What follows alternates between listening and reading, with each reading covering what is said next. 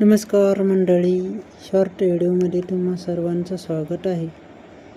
सार्थ श्री संत तुकाराम महाराज गाथा अभंग क्रमांक 115 आपण पाहणार आहोत. अभंग. आता की शिराज हिची विनवणी, मस्तक चरणी ठेवी तसे, देह असो माझा भलतीये ठाई, चित्त तुझिया पायी असो द्यावे, काळाचे खंडन घडावे चिंतन.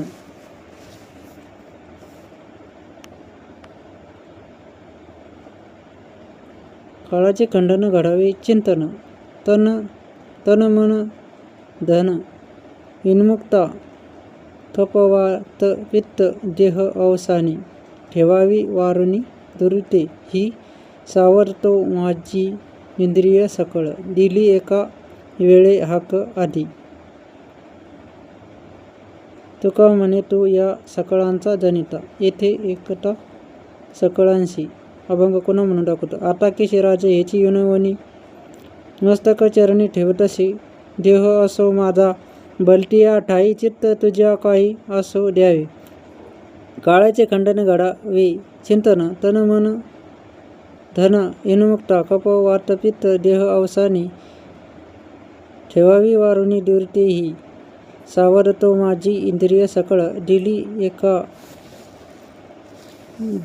एका वेळे हाक आधी.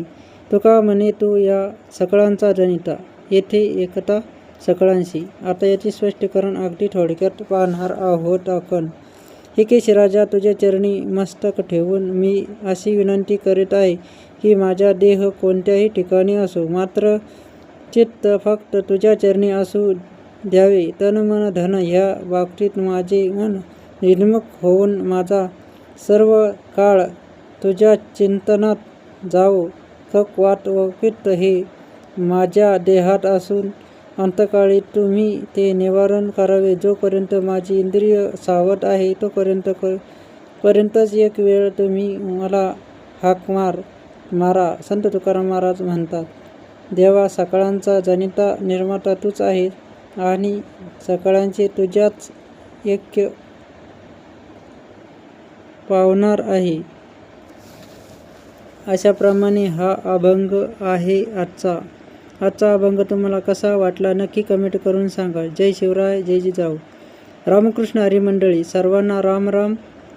भेटूया पुढील शॉर्ट लाईव्हमध्ये. तोपर्यंत सर्वांना राम राम. रामकृष्ण हरी मंडळी.